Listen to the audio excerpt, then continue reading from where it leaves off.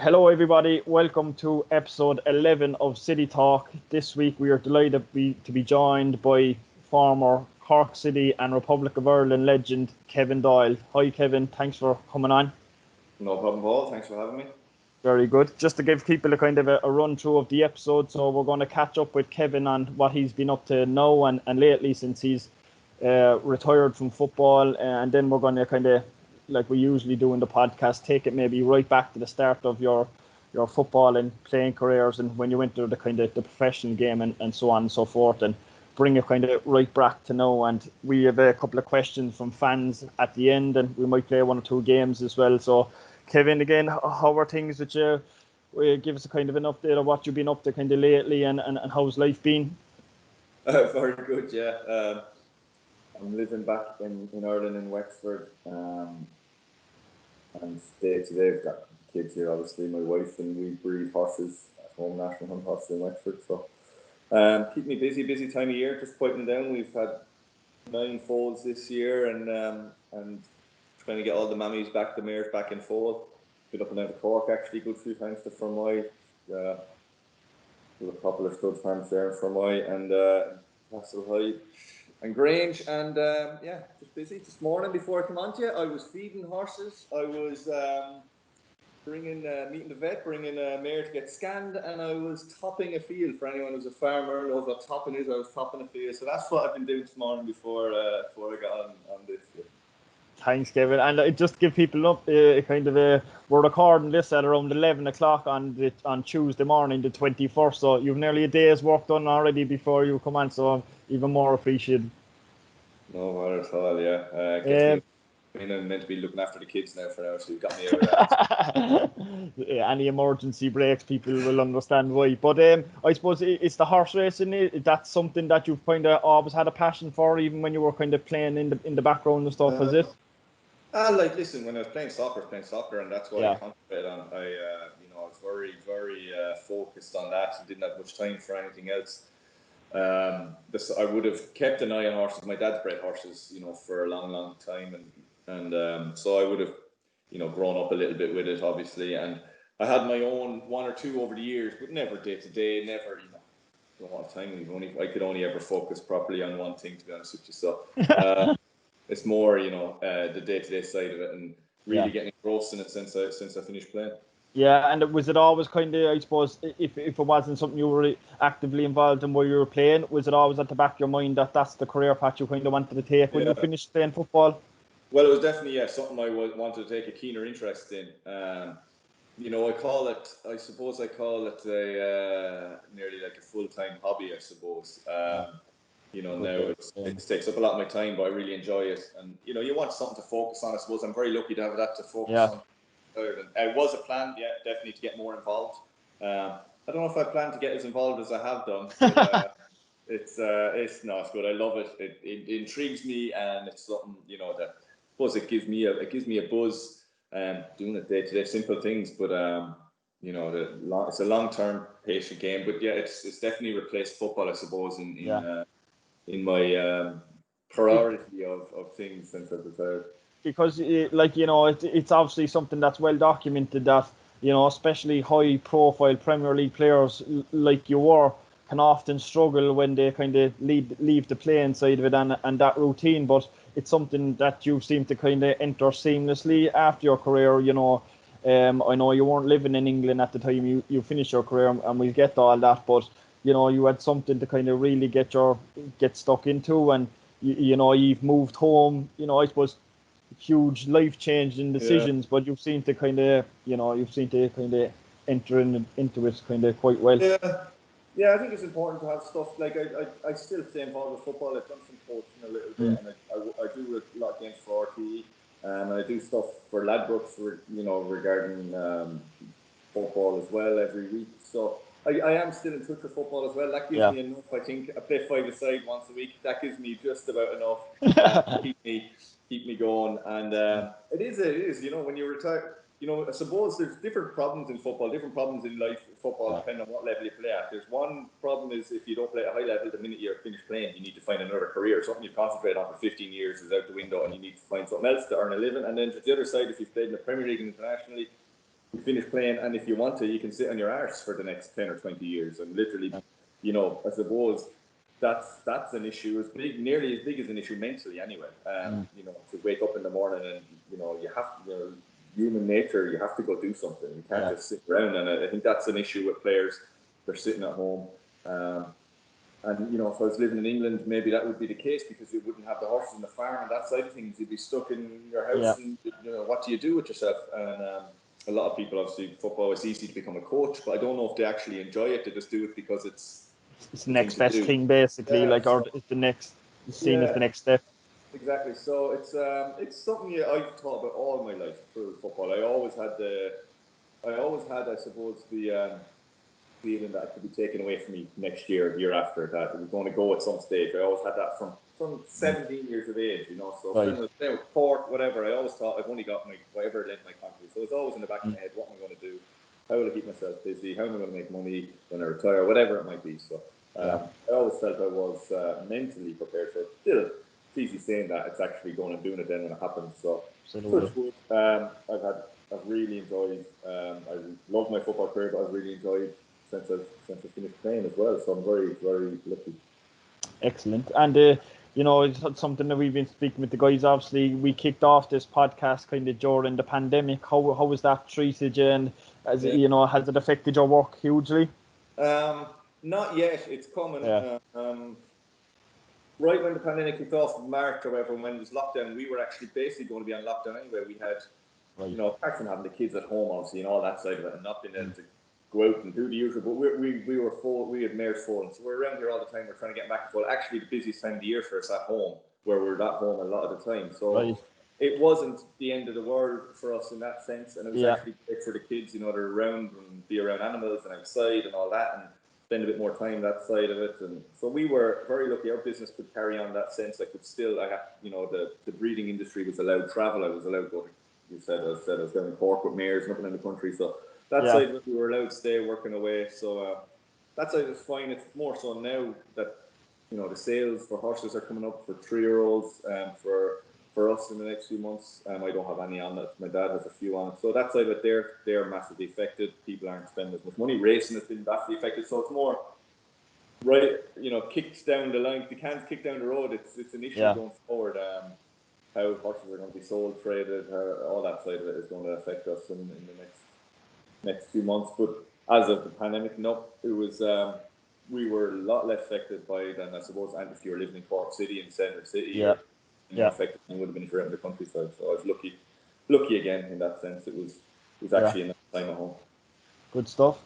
And look, as I said, we kind of might get into the kind of football part of it now and kind of take it right back to, you know, to I suppose not, you know, recently, but kind of your life after football, basically. So, you know, you arrived in Cork City, I think it was in 2003, but maybe give us an idea of how your football path was before that. I know you were at St. Patrick's Athletic, but obviously from Wexford, I'd imagine you would have played your schoolboy football down there, but how did the move maybe come to St. Pat's and further afield onto Cork then?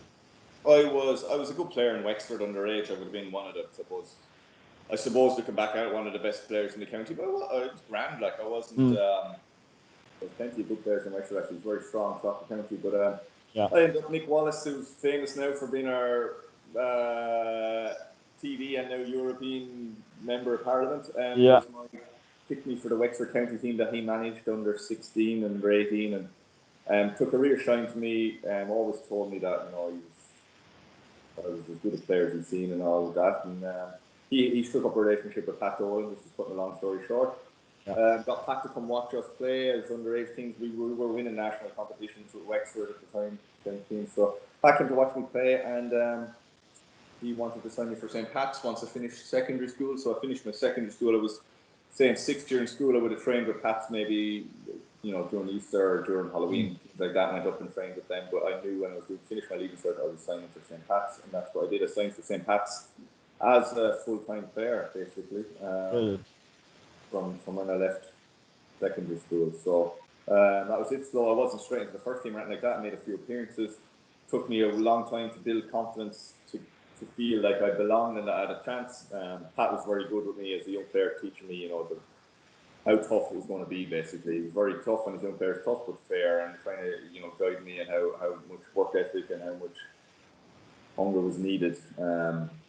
It took me a while to settle in at St. Pat's, and I was just sort of settling in. I was there, a year and a half, 2 years, just really getting confident, getting into the first team, and starting to enjoy it when he left to join Cork City. So I had a big decision to make. He wanted to bring me to Cork, and the new Pats manager at the time was Eamon Collins, who was trying to get me to stay at St. Pat's, and I was very tempted to stay at St. Pat's just because I just felt like I was feeling confident there, and to move to Cork was a big move for me at the time. Didn't know anyone there, but Pat's very convincing, and he convinced me, he plagued me basically to let's say, and so I went joined Cork City, and I with a couple of friends in college there, went down and lived with them on College Road.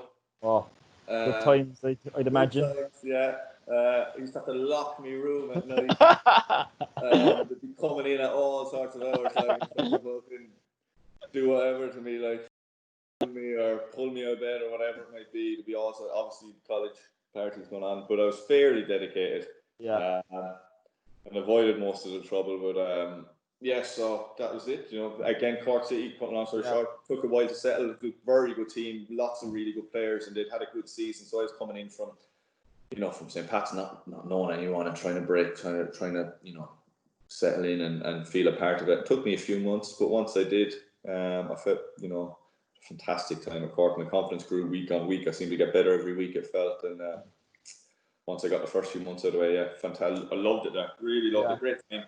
It was, and I suppose it was, it was around the kind of a key period really in the club's history. It was because over those kind of early 2000s, right up to the kind of league when there was kind of a lot of foundations being laid at the club, bringing kind of, I suppose, local players in, the likes of John O'Flynn, Georgie, then sprinkling with, talent from England with the likes of Dan Murray, you had Mick, Fenny coming in and stuff like that. Yeah. And obviously, you'd come down to Cork, and I remember kind of being at some of the games myself as a youngster at that stage, and you're a bit of an unknown quantity, really, and Pat had obviously brought you from St. Pat's, and I think it'd been kind of muted around that you were playing out of position as a winger, but it just shows the strength and depth that was actually in that squad, really, at the time. How did you find your stint on the wing? Do you think it helped you as a player? Yeah, I didn't mind it at all. I was coming there. George and John O'Flynn was as good as any centre forward. I've said this many times that I would have played with over the years. He was absolutely top class. His finishing ability, especially. His finishing was, you see it. I used to be in awe of John O'Flynn and his ability to score all sorts of goals, usually world class ones.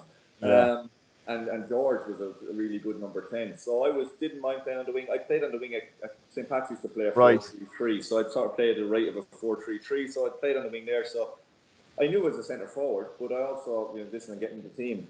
I never went to Pat and argued with him or said I want to be up front because I knew we had good centre forwards and I was getting a few goals from the wing anyway. So as long as I was managing to score a few goals, and you sort of sense how football is going.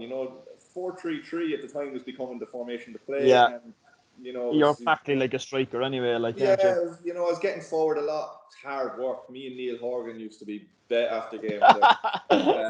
I used to be covering for Hoggy for 90 minutes. But no, it's hard work, and Pat demanded a lot of us. Whatever winger played, right. I used to play on the left wing the odd time as well, at the left of a 4-3-3 or whatever. So no, didn't mind it. I thought it was actually, looking back, any player playing out of position, unless obviously you're putting goal and you don't want to be a goalie or whatever, but anyone, you should be able to play. If you have an ambition of being a long career, if you can't play slightly out of position, there's something wrong with you. And if you can't excel a little bit slightly out of position, you're not going to be good enough no matter what position you play. And you should be able to deal with it. So I had no problem with it. I thought it really good, get me a view of the other side of the game, really give me a good work ethic. I was given a lot of responsibility defensively, set pieces and all that. So no, it was very good for my career to have a long-term career that built the foundations of it. And no problem. I only went up front really in the last 6 months or so. Right, yeah. No, and I suppose it's something again that I've touched on with some of the guys that have been on previously that played under Pat, and it might have been slightly different for yourself coming as not an outsider, but I suppose you weren't a very local in Cork. But Pat seemed to transition the whole club, like, both on and off the pitch, really, with the Rebel Army changing the colour of the jerseys. Could you sense that kind of within the squad? Like, Pat was like, he was the first team manager, but he was also like the marketing manager and the publicist and he was the PR man, everything, which was great. It really lifted the whole city and it lifted the whole club, really. And he put he really put the club on the map, even within Cork, like, Yeah, I think so. One of his massive strengths was, bringing nearly an aura for League of Ireland. There's not many League of Ireland managers would be known or not known in Wexford anyway. And when people say, "Oh, you play your man Pat Doyle," like everyone would know who Pat Doyle was. So yeah, I guess. Yeah. A lot more of a buzz, I think. A bit of, just a bit of. I don't know what the word is to it. A bit more. Just a buzz to the place. Just a bit of hype, really, like, wasn't it? Yeah, hype. He was very good at generating hype. Everyone knew him all over the country, I think. Very good marketing man, I think. Yeah, he knew what he was doing. A Yeah. lot of the time, I don't know whether he was feigning it or not, whether he was temper on the touchline and things, but he put on a very good show. But also behind it all, he demanded a lot. He brought up standards. I'd say it was very tough for Brian Lennox because he was constantly wanting to improve, constantly wanting to demand to get better trained and better everything. Yeah. And we mightn't have been able to afford it. The trips, our European trips, he always demanded the best. We had to have the best, this, that, and the other. And it must have been very difficult, but it also brought out on the pitch a better performance from us, I think. So it was. He just demanded a lot from everyone. As players, from me individually, it was tough to play under him. But he got the best out of us at the time. And for young players, his trips down to UL are famous amongst that. Terrific, How did they compare to maybe your later on in the Premier League, where they were right up there with? Listen, a piece of cake compared to that. Piece of cake. I've never. I used to enjoy pre-season in the Premier League. In England, the only problem was you're away so much. But Pat's pre-season got a lot easier as he got older. But Pat's ones in Limerick, that we'd meet in Limerick. Our first day we'd meet for fitness testing, and it was just terrific. Yeah. But that's the Mardyke actually. For a couple of days beforehand, I'd imagine, was it? What? Probably wouldn't be able to sleep for a few days thinking about one of those. It meant I did work in the off season. It meant I was so fit. I was keeping myself, and later in my career I would have done a lot more in the off season. But back then the off season was seen that you did nothing in the off season. You just rested. Whereas knowing what was ahead of us, we all came back. We used to be super fit. We were going to the Mardyke and doing laps of the Mardyke and all. It meant for me anyway, like not just at Cork City, we were one of the fittest teams. But when I went to England then and I did pre-season, my first pre-season at Reading, it was a piece of cake for me because I was just, I'd seen it all, I'd done it all, so nothing worried me, and definitely built me up. People used to think, oh God, Kevin Doyle used to say, what fantastic effort and stamina, and he'll run all day, but I couldn't run all day when I was 18, 19, 20. I didn't have it then, it was something that was built into me through a lot of training and stuff. And I suppose taking it back to on the pitch, really, because look, you said you kind of a bit of a slow start at Cork. I think the team kind of got off to a bit of a slow start in that 2003, but then again improved in 2004, and just kind of it was like your own personal kind of path, kind of took a similar path to the actual team. You were getting better and better all the time, really, like over that couple of years, and playing in Europe and challenging for leagues and stuff like that. How did you find that? And I think you mentioned, it gave you a great foundation maybe for the rest of your career.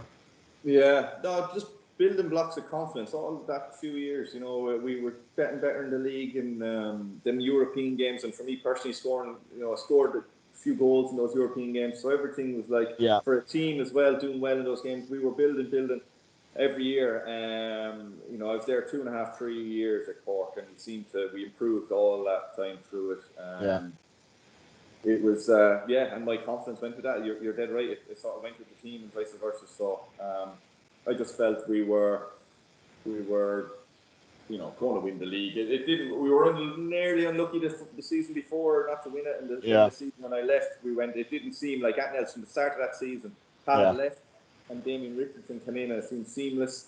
And it was very good for me that Damien came in because I played under Pat, and it was was good to see I could play professionally under someone else and go ahead. Because that's been something that's been another topic on this is the transfer from Pat, and people have spoke about positives and negatives to the changeover. Obviously some players look, it's the same, I'd imagine, when any manager loses their job. Some players are probably happy about it. Yeah. Some players aren't happy about it. But some sides of the argument were that, Damien came in and kind of, didn't rock the boat, kind of played to your strengths and kind of let the players do the work really, whereas Pat was kind of obviously a bit more, intense and, stuff like that. But how did you find that kind of transition yourself? Yeah, Damien didn't change a whole lot. He came in and I think he just, didn't want to rock the boat. He knew we had good players and he just came in and was very clever about it. He knew some players would have loved Pat and others didn't, and he never, he didn't get involved in any of that. Never made an agenda, like. Yeah, he just came in and managed it. And, Pat had us so hyped up and so ready, I suppose, so fit, Right. that Damien could nearly come in and leave that side of it alone, and it was it was nearly like a pressure release under Damien, I suppose, looking back on it, that we could just go and play our football now, that we were ready, that side of it was done, Pat had primed us. Yeah.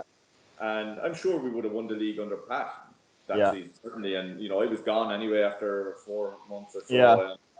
I didn't get to stay at the end and didn't get to stay for the second half season, but Damien just sort of very intelligently didn't. Another manager might come in and go, well, I have to make my stamp on this now and get rid of all that, and he would just come in and he could have messed it up, but he didn't. He cleverly sort of just steered it along and didn't make many changes to the team or anything like that, and the team just took off again in that season, and I don't know where we were when I left. So just moving on to that, you'd obviously kind of left halfway through the 2005 season, but in the build up to that, as I say, you kind of moved for the last 6 months maybe into centre forward, but again, things started really kicking on for you there. You were playing up front, scoring a lot of goals in Europe and in the league. So, there was musings around at the time that there was clubs interested in you. How did you find that period? I found it tough. I loved being up front. I'd moved up front the previous season with 10 or 12 games to go, and we went on a run. Just having to run a run where we nearly won the league in the last game of the season. I scored in most of those games. So started the next season up front and really grew in confidence. But I found it frustrating because another good thing for me that Pat was going was that he would have done his best to keep me and not let me go and whatever. Once he was gone, he was like telling his brother and all that Reading, so oh, great, that was a big help for me as well. So listen, it was I felt a lot. I knew Reading, I knew teams were watching me. I was in the Ireland under-21 team at the time and scoring goals in the under-21 team, doing well with them. There was teams watching me. I know when Steve Coppell was coming to work. Steve Coppell came to watch me twice, I think, at Cork. There, I knew when their chief scout was there. I knew when their director of football was there. So I felt like, I was like, Jesus, how many times do they want to scout me? Do you know what I mean? They're not spending that much money on me here. Yeah. So I knew that, and I felt pressure. I was like, well, I'll just go on and get it done with. And in the end, I think there was a few clubs went and tried to sign me, and but I knew I wanted to go to Reading, and I just felt a bit of pressure then, just wanting it. I knew from the start of that season that there was a chance I could leave in the next 5 or 6 months if things went well, and just remain patient and not get too frustrated. And I didn't. I played well. I think I played well anyway. I scored plenty of goals. I was enjoying it. Was it a bit of a? Did you feel kind of that you weren't there for even though I know you got a winner's medal and well deserved obviously from your contribution to that season, but were you a bit sad that you actually missed the kind of final celebrations? But in the grand scheme of things, obviously it worked out extremely well at the same time. You start something, you want to finish it. It would have been great to be there. When I left, I think I was top scorer in the league. Little things like that. I'd love to have finished the season, gone on and. I think I played 12 to 13 games. I got plenty of goals. When it was finished up in the end, I was still there on the goal scorers list. So I contributed, and I was delighted with the medal. But you always want to. I would have loved to, but it wasn't be the case. I had to go. And I went to Reading and we won the league that year. So if I'd have stayed at Cork, I would have missed that. So you can't have everything. So it was. Listen, it was probably the best case I could get. I stayed enough games to feel a part of it, and get a medal and got to go to move to Reading and start pre-season on day one with them. So I left very amicably as well. There was no issues and didn't fall out with anyone. And So a big topic that has been spoken about as well on this is that we've seen a lot of examples of like Joe Roy O'Donovan, Garrod Marcy, you know, players going over to England when they're 15, 16 and coming home a couple of years later, a bit dejected and kind of lost and stuff like that. And people's careers have taken, you know, different paths. Garrod has come back, went over and come back again. Like Joe, kind of the same. Roy, a little bit different then, kind of went on to play in the Premier League as well and, you know, having a great career as well in Asia.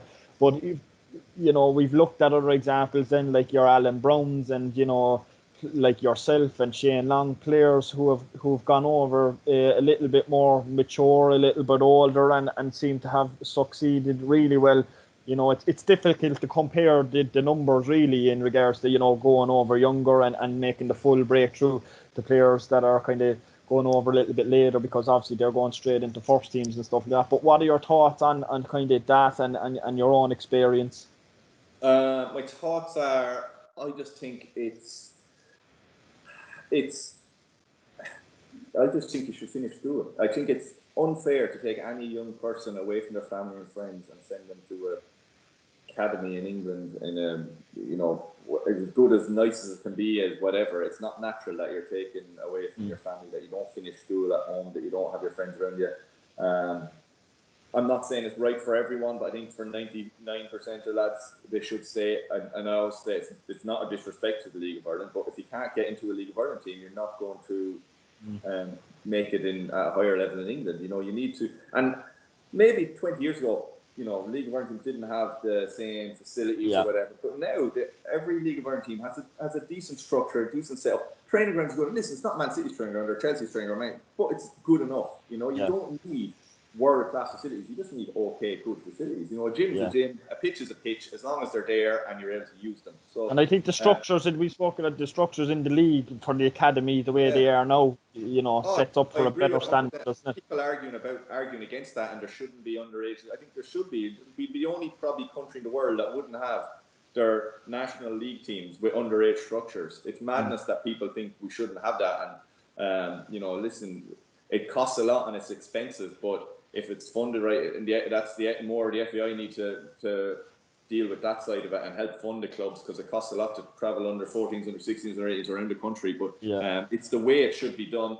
Players should have the option to stay, go through the under 18, under whatever, come through their club, get into their League of Ireland team, and it's better for the League of Ireland in the long run. They get money for these players. It'll grow the league. People will want to come see the better players, and if they leave at 21 or 20 or whatever when they're ready to leave, great. But you know, leaving at 16 and the chances are 15, the chances of you making it as a professional are so slim, and the psychological effects that'll have on you going forward are massive. I saw in England, all the players come over and, you know, you don't see them again. You're introducing, if I was in the first team with whoever and be introduced to Irish lad is signing, and they'd be made a show to meet the first team players, and then you'd never see them again. You know, it's just not. Listen, there's going to be always one or two get through. Exceptional players will get through, but I don't think in the main that is the way it should be done. I would not send my son to an academy in England at that age.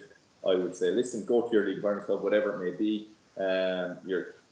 Go through their system. Everybody has UEFA coach and UEFA license coach. There's no rogue coach or someone who's going to, ruin a kid.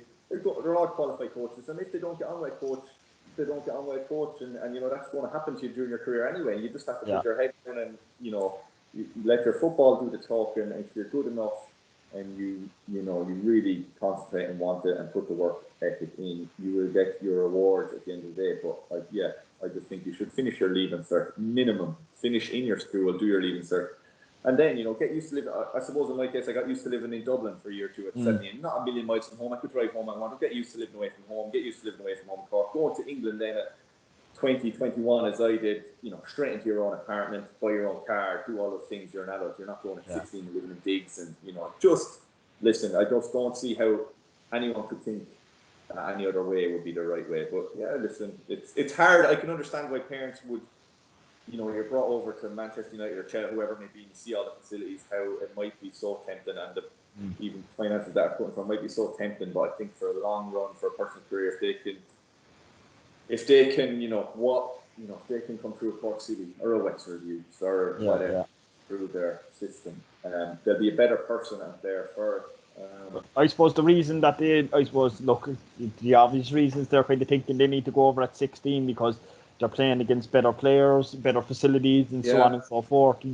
I don't think that, look, I'm not saying that the League of Ireland academy system is on par with the English ones. Obviously, look, the Premier League's on a completely different level, but it's not as far, I don't think, as it was in previous years with the current setup. Like, No, I totally agree with you, and it gives you a chance if you're good enough to get through to a first team and play professional football in the League of Ireland.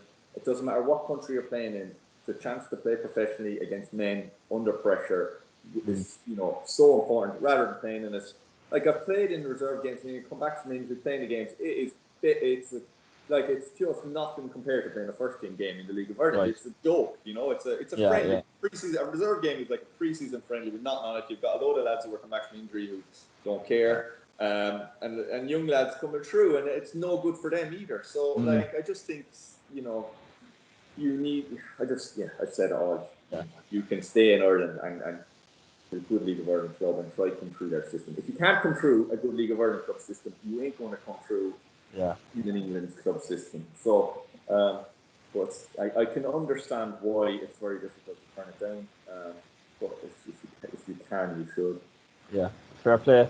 And look, I suppose taking right back to that move, yourself and Kevin, or yourself and Shane Long moved over at the same time. Shane again was a very probably an unknown prospect at Cork City. Obviously, he wouldn't even have played that many first team games, but Reading obviously saw potential in Shane, and again, another like yourself went on to have a wonderful career in the Premier League and at international level, and he's still going very well to this day. So another player that kind of went over at a later stage, probably a bit more mature and ready, and that, He was younger than me, Shane. He was 18, but he was still old in the sense of absolutely, he was lucky his mother moved over with him as well and looked after him for the first year or two. And he was just getting into the Cork first team at the time. A raw player, but serious potential.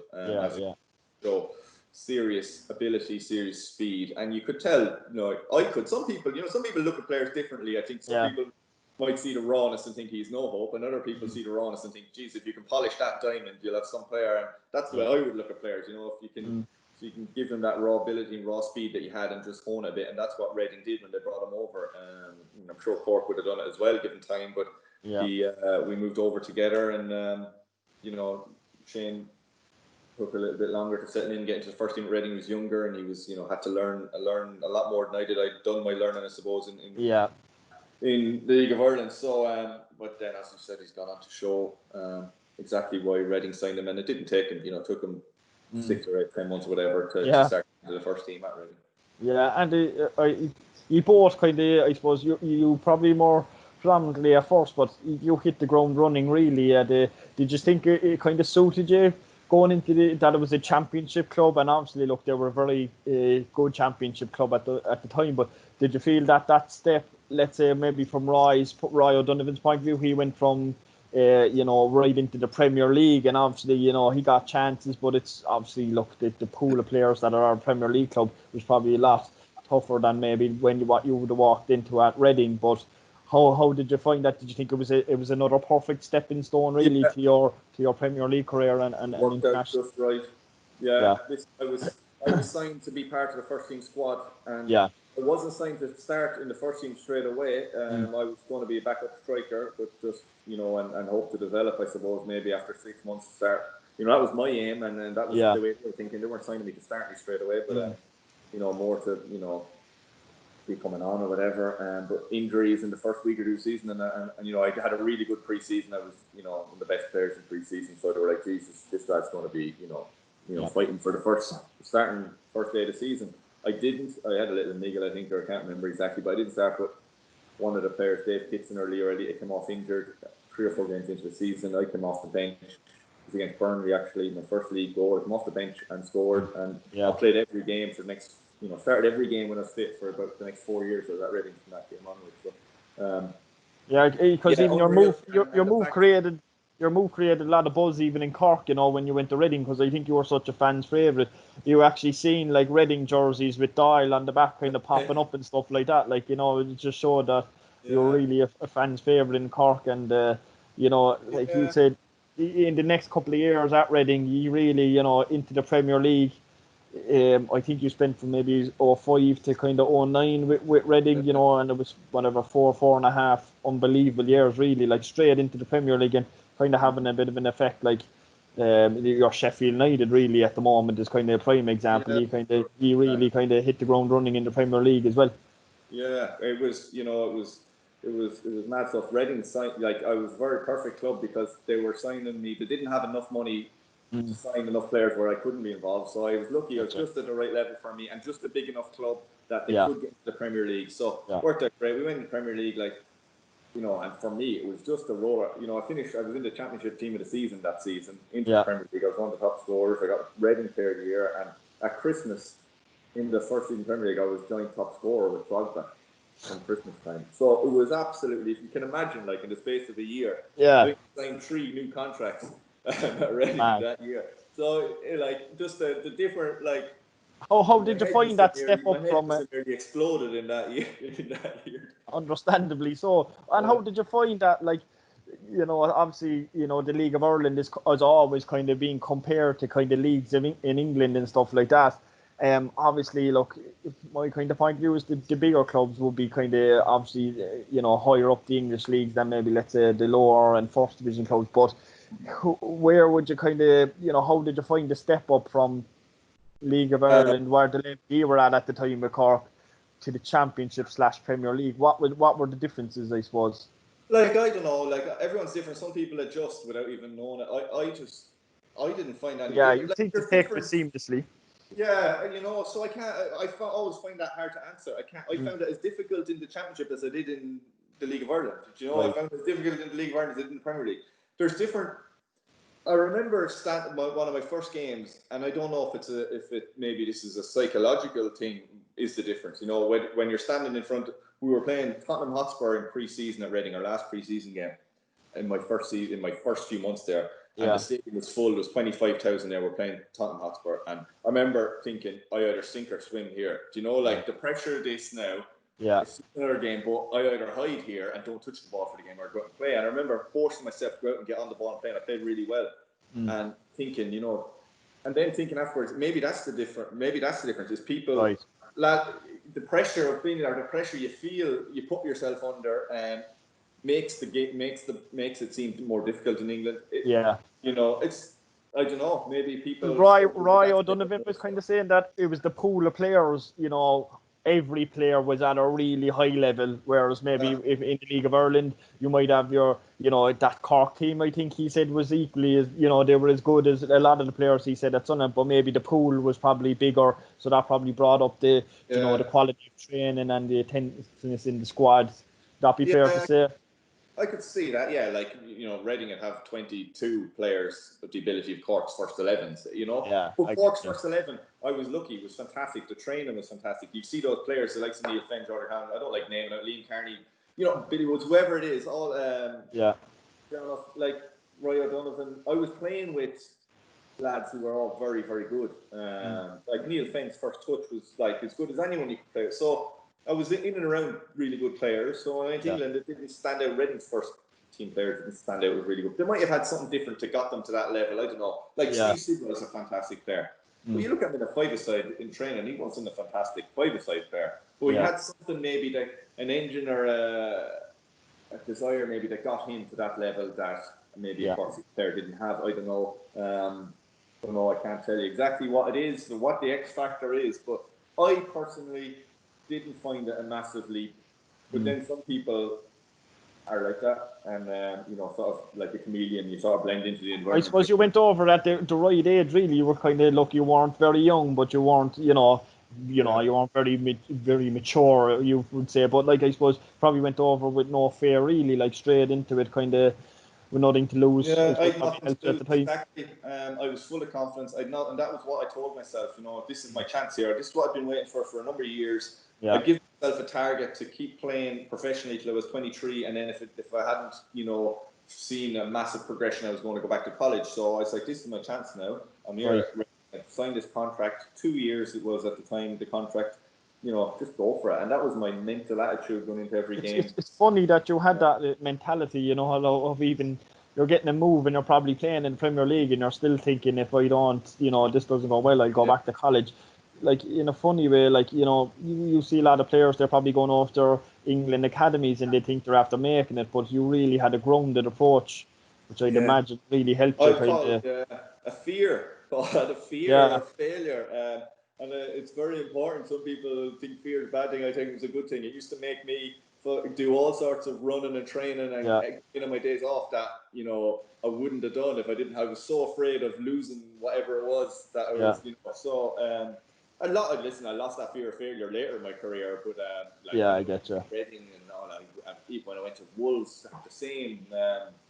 And you read, I suppose, now looking back, you read a lot of, I think it's called, what's the name of it? A lot of professional people have imposter syndrome or something. You're always worried that it's about to be taken away from you. So, but that even important just from psychological speaking to you, tool. just from speaking, that like seems like a superior mentality, really. Like that, I don't think, like, you probably think it's the norm, but I don't think it's the norm really in most players. Which kind of, look, it probably explains exactly why you had such a unbelievable career. So it's easy to tell even in that. So just kind of going back to it, 4.5 wonderful years at Reading. Even around that time, you were obviously kind of full blown Irish international at this stage. You've come a long way. There was musings of you obviously went on to Wolves, but there was musings of going to even bigger clubs. I think Arsenal were kind of mentioned at the time. I don't know, maybe Liverpool or stuff like that. Was there truth in those? Did you know anything about them, or? There was a few different ones, and as it came close, I remember I was about to sign for Aston Villa, and it fell through. Reading changed their mind, and Aston Villa were big at the time, spending a lot of money. There was different ones going to Everton. I was signing for Fulham, and changed my mind and went to Wolves at the time. And Fulham, Arsenal seemed to be one that would, obviously was making the press because they were, even bigger than they probably are now. Was there any truth in that? Did you know anything about it? Yeah, after my first season at Wolves, I had a really good first season, and they were interested. I think they might have rang Wolves to see, and Wolves had a very rich owner at the time, Steve Morgan. They have a rich owner now, but Wolves were on the up, and Wolves were just said there's no, like, I had 3 years left my contract, and Wolves were like, this just not going to happen, and doesn't matter what you offer. So that was the. Is there any regrets in any of those things like that, or do you just get on with it? That's just like, you hear them stories about me, but that happens to lots of players. You might hear about it. It's just the way it is. It's like, I don't have regrets because I enjoyed my career, and whether I played for Wolves in the Premier League or someone else, so be it. We're lucky to get fantastically well paid. When you look at the bigger picture, you get fantastically well paid, great career. Oh, if you could change 1 or 2 things, but then there's another couple of things that could have went disastrously wrong. So you can't have it all. So I think it was I think I was happy enough. Could have went a little better, could have went a lot worse. So I don't have that sort of feeling where, what if this or that. No, it's happy enough with it. But, and I think when you went to Wolves, was Mick McCarthy the manager at the time? Mick, was that helping your decisions? The fact that with the Irish connection and so on, or did that play any part in it? No, definitely helped. Mick, I just go ahead. I had a buyout clause at Reading for 6.5 million or something like that, and the season ended, and they knew this. I'd stayed there for 1 season back in the Championship when we'd been relegated to the Championship, and I stayed 1 season, and so the minute the season, like the day the season ended, Wolves.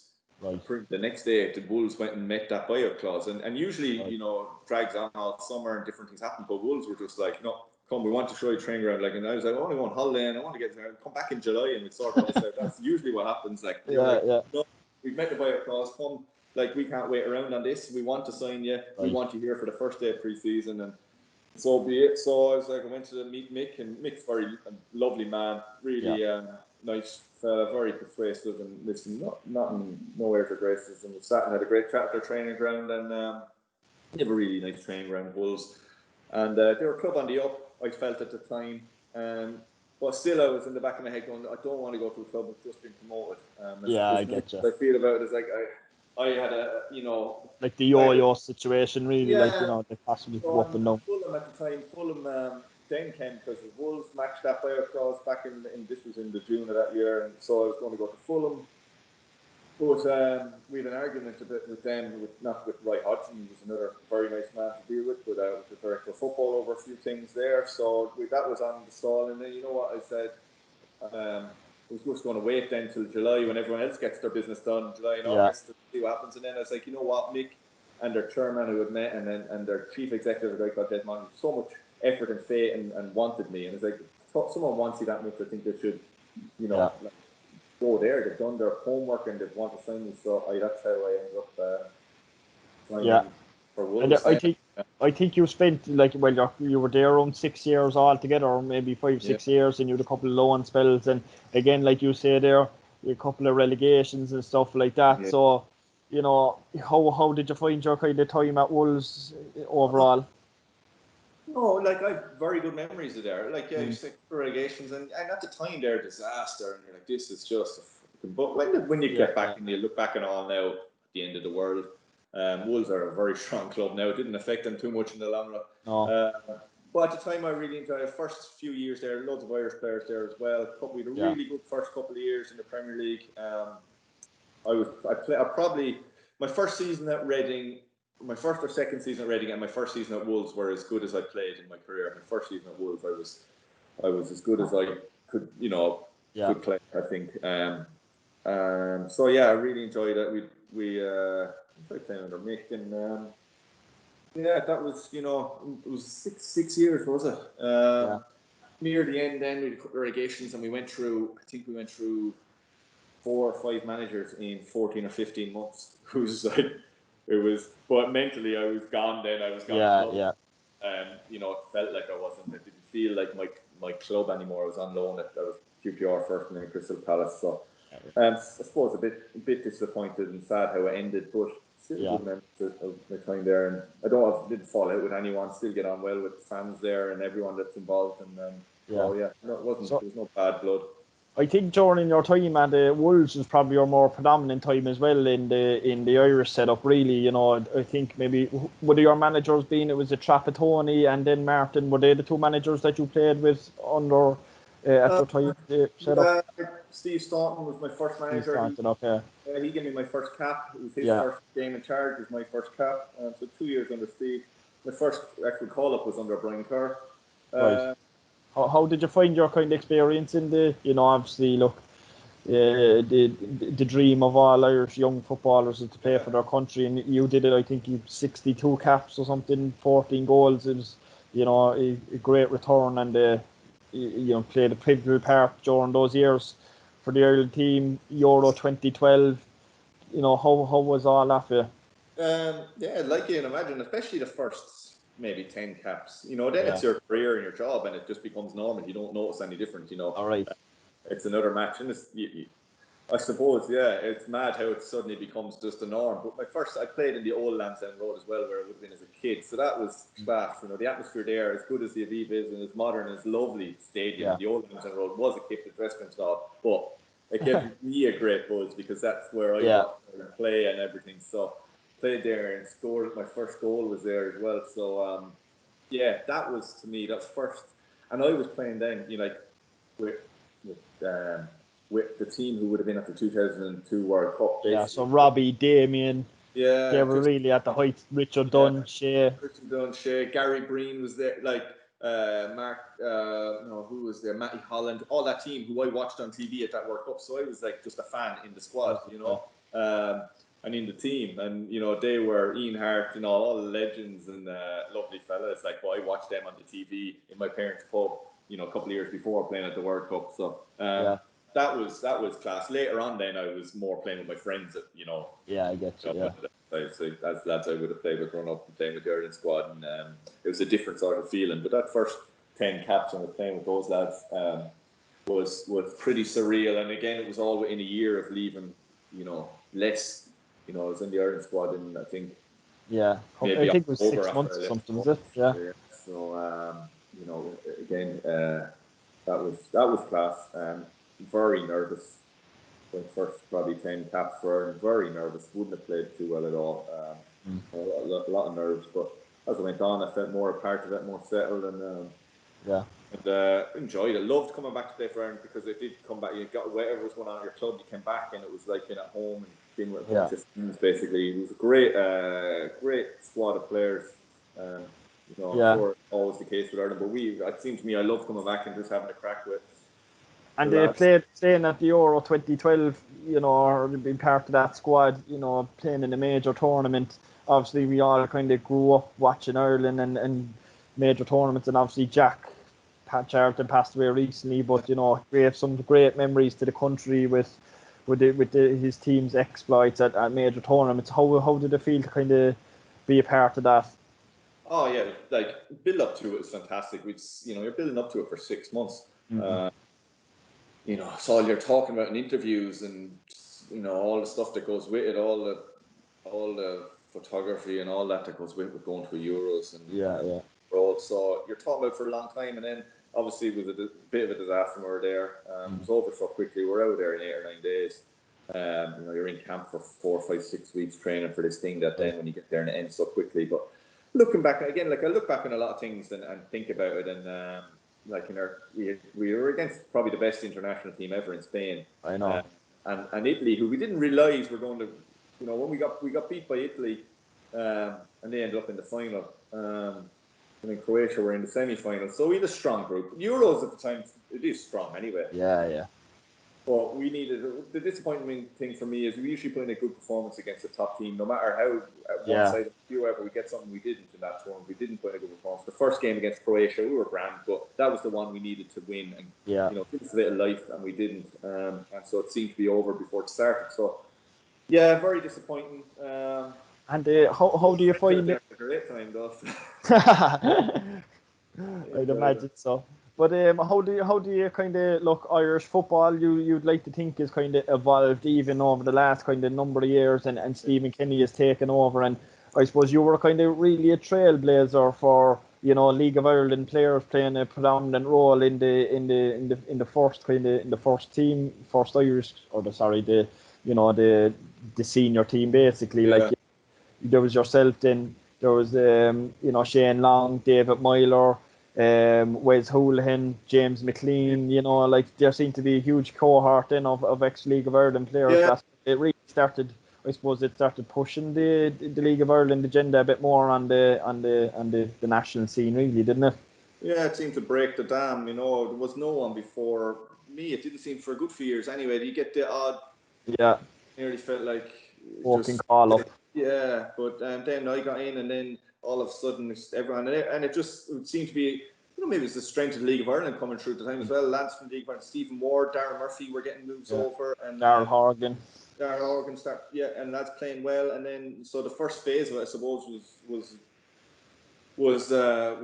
me, and then it just opened up, and now half the squad. I don't know what it is right now, but up to a year or two ago, it seemed like half the squad had come through the League of Ireland, and that's that's what you want. That's a sign of strength for the League of Ireland. I know everyone would love to keep them on the League of Ireland forever, but that's just not life. Like if you can keep them there, get them there, bring them through, and keep them for a few years, I think that's You're done well. fantastic thing. Yeah, and hopefully get some money for them and build and go again. So I think that's as good as it's going to be if we can get to that level. And then we did do for a few years, and hopefully, with the way it is now, hopefully with the setups, I do think the structures are in place. I think it needs a bit more money and a bit more. Everyone wants results in the first year or two, and if it doesn't work in the first year, throw it out the window again and start with something else. You need to stick with it now for a number of years and see it through. Yeah, exactly. Like I said there, with Stephen taking over, you'd like to think that we take to a new level. A lot of our underage teams, the international, we had Colin O'Brien on a few weeks ago playing some lovely stuff. You'd like to think that's going to kind of come to fruition over the next couple of years under Stephen's guidance. So hopefully it bodes well for the national team. Yeah, definitely. I was with Colin and his group last year for 6 months, and again, the effort and amount of money and coaching that's done on those lads is unbelievable. Honestly, the detail they go into is just light years ahead of where we were 10 years ago. So hoping that pays off. It does seem to be underage. So we just be patient now and let that filter through, and it is starting to filter through, and hope that someone so much turmoil in the FAI at the moment, someone just doesn't come in and throw a grenade in on the whole thing and go back to the structures that we had 15 years ago or 10 years ago, and let it be. You have to go play underage soccer in Dublin before you can That's go it. play in England or whatever, which seems to Yeah. be the case when I was a young fella. So everyone has their own agenda, obviously, but I hope they can stick with what they've got now. Yeah. And look, it kind of thanks for that. Moving on, then your kind of final chapter, I suppose, in your professional career. You moved to, you took a completely different route and scene, and you moved over to kind of the MLS, and you played with Colorado Rapids for a couple of years. Was that a nice way to kind of finish your career? And we'll get into how it kind of finished, but just kind of thoughts behind that move and just to change the scenery and a different lifestyle.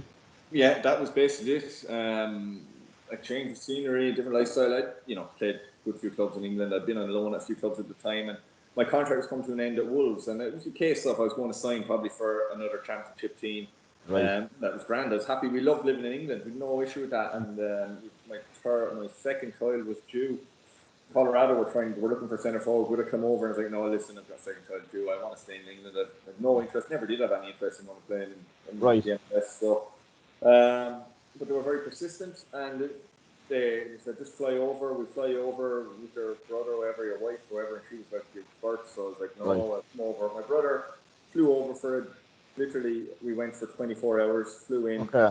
and they're very persuasive. And, the Colorado, they're the same company that own Arsenal, and they own the basketball team and the ice hockey team and everything that goes on there, basically, in Denver. Yeah. So they brought games and, get me a nice little tour of and the life you could have and all that. So, and showed me their training ground was really good, fantastic facilities and stadium and everything. So I was like, Jesus, this is nice. So came back and didn't have to persuade Jenny, my wife, too hard, in fairness, and that was it. Signed the contract for 3 years, and off we went. So loved every minute of it. I would recommend it to anyone. Fantastic time in America. It's not easy by any means. There's a lot of traveling, a lot of heat, a lot of tough conditions, some really good football as well. And but just for life in general, to see another side of football, another viewpoint on it, couldn't recommend it more. Yeah, it seems to be, obviously years ago probably would have been seen as a kind of retirement home, and I know you did retire there, but it definitely seems to be after development a lot, with a lot of even a younger kind of players leaving England and the UK to go and play there, which shows, it is after kind of coming up and improving over the last couple of years. And there is players, young American players, especially. Yeah, this is it. Across Europe. No, listen, it's bound to be successful because they've got the marketing behind it, they've got serious money behind it, they've got the facilities, they've got the stadiums, the training grounds. Every kid in America plays soccer. Literally every kid. Right. You see basketball and American football are the biggest sports there, but every kid plays soccer. Right. So it's bound to filter through eventually. They have a different system there. It's interesting how they do it, but I really enjoy that. And again, just outside of football there, I didn't know anything about Denver, but moving to live in Denver, anyone who's been there would sure agree. It's a place I hadn't been, but once I was there and living there, we'd have happily stayed there forevermore. It wasn't so far from family and grandparents and things like that. Yeah. You wouldn't be talking to me in Wexford now. We'll be doing this at all hours. But I suppose, look, kind of just moving on into how your career came to an end, really. Just kind of people that mightn't be aware of it. It obviously kind of was brought to an end a little bit more prematurely than I think you would have liked. Just kind of talk us through that. Obviously a couple of injuries and concussions led to it. Oh, listen, I just started getting, I suppose, what I call easy concussions that wouldn't have happened to me, early in my career. I could hit a brick wall and I wouldn't feel, anything. And then all of a sudden I'm getting little small taps and getting concussions. Heading the ball was starting to cause me issues, just feeling like crap, basically. But I didn't put any too much pass on it, just stay away. And then I got another concussion. It was my third one, I think, of the season, my last season at Colorado. So, you go to specialists every time and you do tests and all. And that was just, basically, long story short, it was recommended that I should retire. I was getting concussed too easily, and heading the ball is causing me to basically get many concussions. Didn't feel comfortable. I was, not happy with heading the ball and this is totally different to whether I think other people, kids or anything, I think it's a great skill to have. And without it, I wouldn't have had the career I had. Heading was one of my main abilities. It's just, I suppose, earlier in my career, concussions and things weren't been taken as seriously. The rest and the advice that you get now wasn't there, so that probably got up over the years. I don't think the same thing. I think now it's looked after quite well. I think the protocols and things are in place and everyone's knowledgeable on it, so it's not going to be that sort of issue, hopefully, going forward. But the way it was put to me is just a build-up of knocks and bangs over the years that made it where my tolerance was gone, basically, and it was better to. I could have played on. There wasn't no forcing me sort of thing to retire, but the advice was I should, because the next one, basically, you get a concussion and the symptoms don't go away. You're stuck with concussion symptoms. So that was the advice, and I took it. And like I was 34, turning 35. Right. Had a good career. I might have done, if it was 27 or 8, it would have been a lot. I get you. Decision to make. You know, someone as tough as it was, because I planned to play for another year or two. I wasn't sure what I was going to do. I planned another year anyway. You were still fit, and you were still scoring goals, really, like, weren't you? Yeah, I felt fit. I still feel fit now. I go running a lot and still feel I could play. So no, that side of it, yeah. So I thought, I was a bit like, you know, wasn't the end of the world, but I thought, you know, it was a bit of a shock for just after hearing that those words and walking out. He goes, well, I'd recommend, you know, if I was you, I would stop playing. So you don't really listen to it at the time. You're like, okay, and then I'll go to the office. Did he tell me I should stop playing? So I had to go. I had to ring him back when I got home and said, did you actually tell? Did you tell me? Yeah.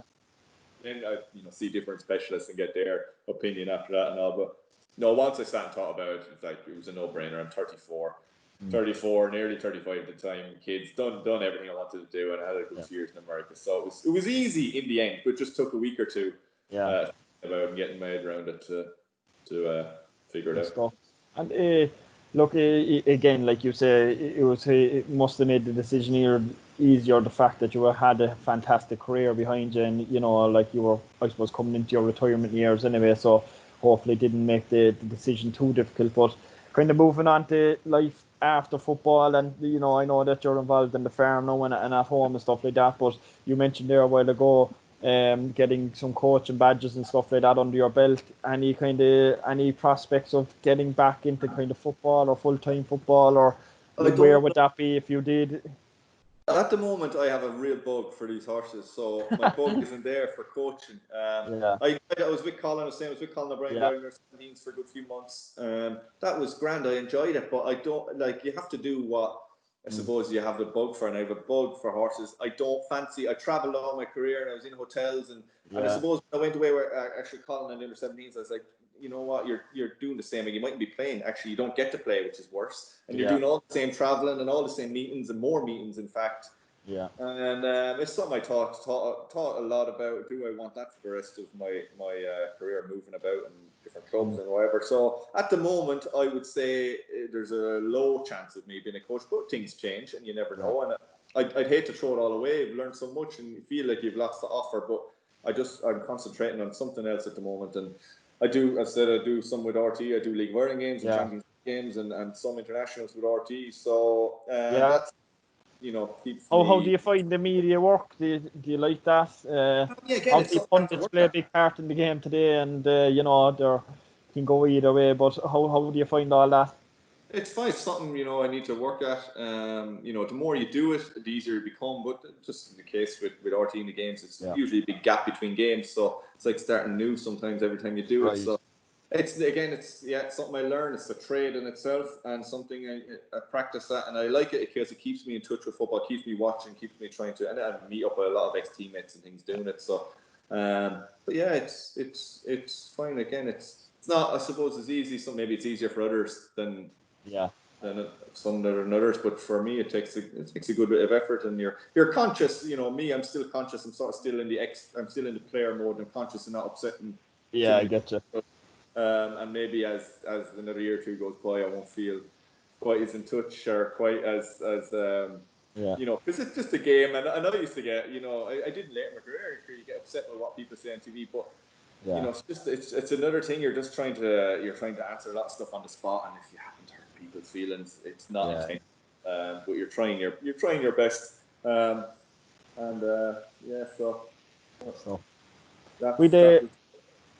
appreciate that. We're going to move on to some fans' questions though, and we've had a lot of questions actually for this one. So just shows how popular you still are amongst the Cork City fans. But the first one here, a lot of questions actually. I think most of them coming in on our Instagram story. First one there from Kevin O'Brien, I think it is. Had you ever thought of finishing your career in the League of Ireland? Now I know that your career was brought to a premature end, but was that something that ever crossed your mind? The only club I might have finished with is Wexford. If I could have lived at home, I had a half a thought of it. I think Mick Wallace might have been trying to convince me at one stage to come back at some stage and play one season with Wexford. But it wasn't to be that. But that would have been the only club I would have come back. Would have meant something to you then, I know. Again, Gerard Delaney, I think on Instagram again said, who was the most motivational player you played alongside? There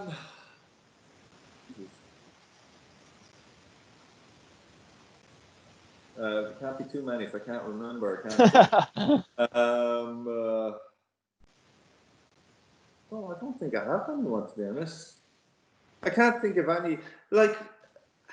What about your captains? They generally seem to be kind of motivators. Who would have been your captains down the years? Well, with Ireland, it was always Robbie Keane, but he's right. A different type of captain, I suppose. Type of captain. I'm trying to think who my captains were. Carl Henry at Wolves was captain for a lot of the time there. Again, it wasn't a shout or a roar; it was just talk, sense. I suppose what's motivation? To me, motivation is seeing people leading by example and doing the right things around the training ground. Seeing them making sacrifices in their lifestyle and whatever. That to me is motivation more than someone ranting and raving in a dressing room. It is demotivating to see someone talk nonsense in the dressing room. So it's more people leading by example. Had plenty of them over the years. What was your favourite goal from Paddy Galvin? Favourite goal?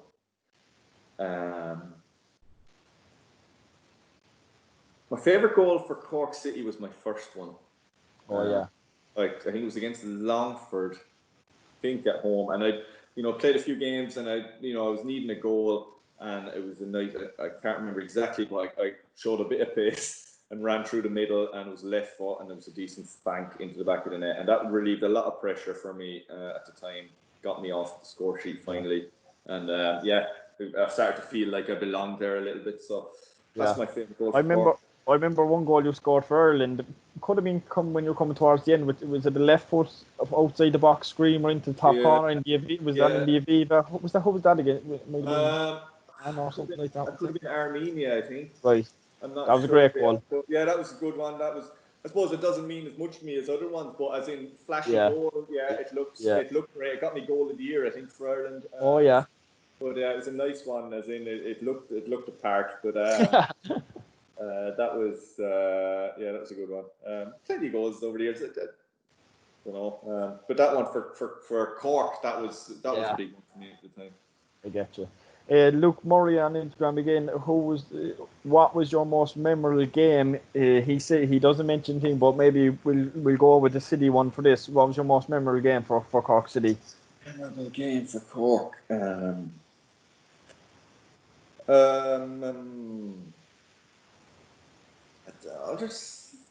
about the European ones? You always seem to do well in the European games. I have a picture at home, and just why it springs to my mind. It's actually up at my mother's house of playing against NEC Nijmegen, and I'm going up in the air to clear the ball, and I'm like just about heading it, and I'm like a mile up in the air. So I scored from the header. So that was they were a good team. We beat them, and that it's again another time of building blocks of confidence for that team and for me personally. That was scoring that game and win that game. We had a great celebration. I think we had a good night out that night. Actually. That was that's good memory there. The final question there, from Donica on Instagram again. Who was the best defender you ever played against? I imagine in the Premier League you would have played against. There's two. I never got any change off Cellini at Italy. All right. He got 2 times, and he was hardy, like dirty fecker, like just Every fecker. But he was very good. Never got sniff against him. And Rio Ferdinand at Man United was the best Premier League defender by far, in my opinion. I played against all John Terry and all them a good few times, loads of times, and I was just about to mention John Yeah. Terry. Obviously, he would have been in the, like a break when it come up against it. But you thought Rio was. No, Rio was, he was like, I always felt I could get something against other defenders. I'd always trick myself, so in my head, I'm better than him at something. If I have a good day, I'll be. But Ferdinand, I couldn't. He was quicker than me, better in the air, stronger, probably better on the ball, could dribble out, could pass out. He could hold a really high line and cheat a little bit because he had the pace to cover himself. Right. And then you try to close him down, he just pass it by or dribble by it. He was just really, really good. At his peak, honestly, he was fantastic. Best centre half, yeah. Brilliant. So what we're going to do before we wrap it up is just we're going to take us through your all-time 1 to 11. So not just, as I said, of all players that you would have played with. You can pick Cork City players or anyone that you played with throughout your career. So we'll start off with we'll try to rattle through it quickly if they come to mind. On goal. Okay, on goal, Marcus Hanneman. Sorry, Mick Devine was very good, and Wayne Hennessy at Wolves very good. Yeah. And Marcus Hanneman at Reading was a nut job, but unbelievable goalie. Keepers tend to be like that, don't they? Yeah, he was he had this sidewinder kick. He set me up, like he assisted me for a goal. I like goalies who want to do things really quick, or the first person they look at is me, and not the centre half, or want to roll around in 10 minutes. He would look at me straight away the minute he got the ball and just try to find me. So so we're going to go over. We'll just go traditional. I think 4-4-2 maybe, and keep it nicely simple. So right back.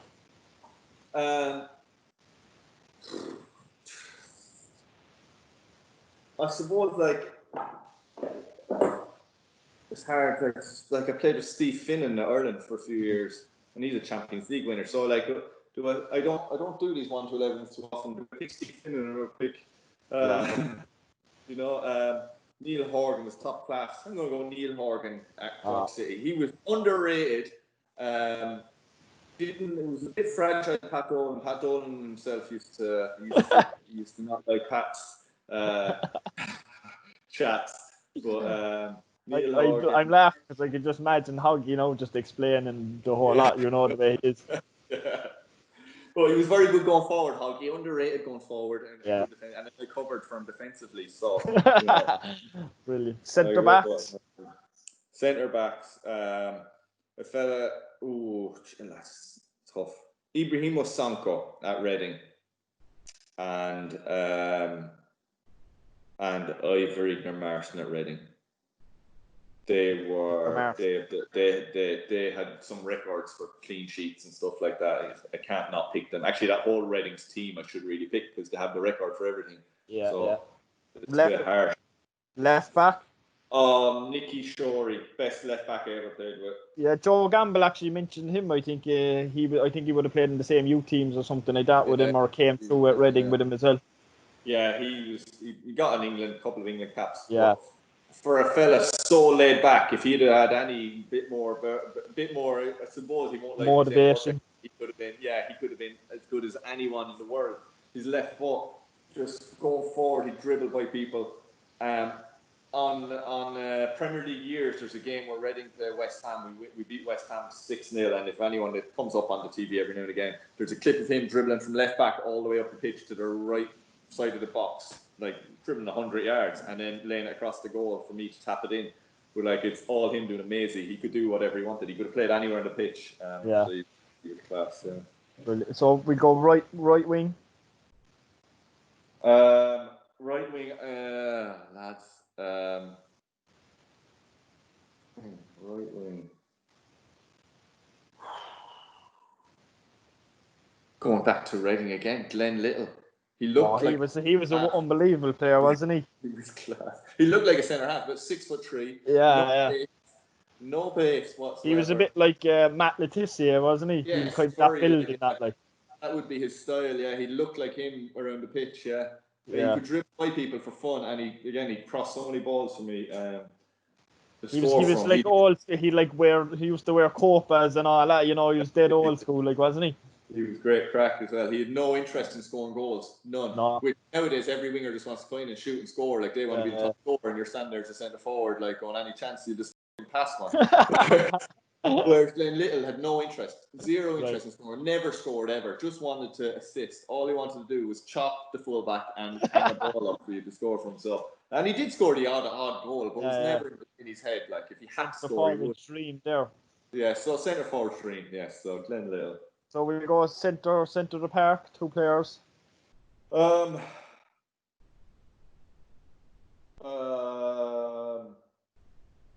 like, I'm being swayed to that Reading team. I need to get away from them for a minute. It was too easy. The Irish teams you played under? Yeah. You know what, Glenn Whelan, I played with Glenn Whelan all under 8, under 19, under 20, under 21, all the way through senior, and was a lovely fella, but also massively underrated for Ireland. He was over the years, just solid, consistent, never got injured, and really good player in the Premier League and for Ireland. I always claim as well, like that a good number 6, which he kind of usually played as a defensive.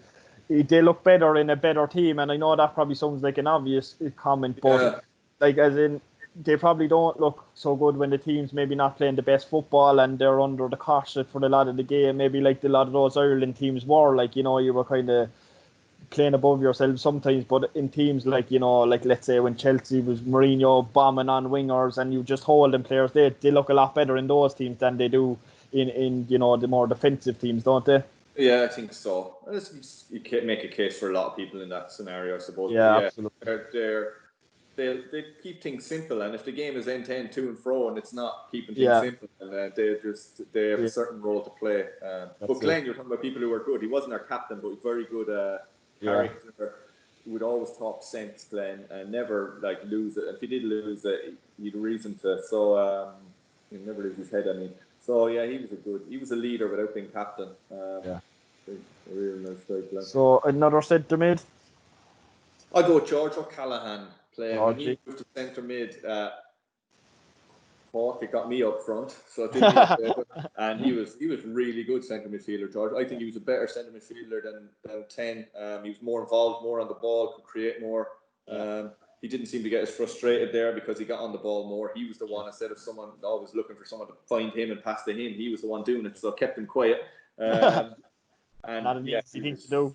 Yeah, he was very good. Fit guy, George could get box to box if he wanted to, and just create, always looking to create. So as a forward as well, you don't mind if someone doesn't pass to you, centre midfielder, but if they look at you, that's all you want. That they see you, you know, and then they might pass you. But it's the ones that would never even look at you. That's what would drive you wrong. So no, George is a quality player. Good stuff. So you're left mid before we move on to the strikers. Has to be Damien Duff, I suppose.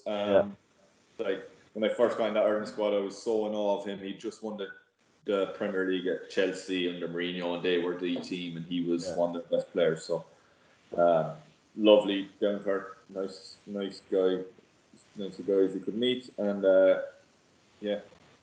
top player in training. His 5-a-sides back then in training, he was just so good. So, So we're going off top now. So this is a department where you should have. So myself and I suppose like Robbie Keane, he's got, I don't know how many international goals. So what did you find about Robbie Keane when he was playing? You know, like what really kind of stood out for you? What stood out for me was his ability he could miss 10 sitters, 10 chances, and he wouldn't hide. He'd miss the 11th one. He'd always, like, you know, he would, not that he would miss 10 in a game, but he had an unrelenting desire and ability to want to score goals, and missing chances didn't matter a thing to him, you know. Whereas I would have been, missed that chance, I'm not going to get another one. Or, you know, lots of people would just be a bit like, he would just go again. He didn't care how many missed as long as he scored. He just loved scoring goals in training, no matter what. He would, his belief and ability to score goals and not be put off by any negativity or him missing chances. I don't know what mental strength, I suppose you put it. Dealt with a lot of pressure over the years, Robbie, and you know, fantastic goal scorer. So one more position to fill. So as your other striker. Other striker.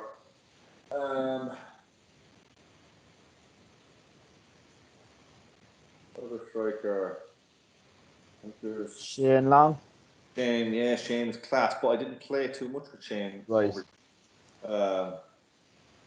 Like Shane, yeah, we played. We were only the one game we started together for Ireland. I came off injured after about 20 minutes. Right. My shin open. It was the one time Martin O'Neill started it. Was that match in Craven Cottage actually? That game was that one? I think there was a picture out in Bishopstown actually in the training ground of yourself, Myler, and Shane, and the names on the back. Right. We both scored as well in that game. Right. So we started 2 games together. Right. We always wanted to play together, but managers didn't seem to want to play us together.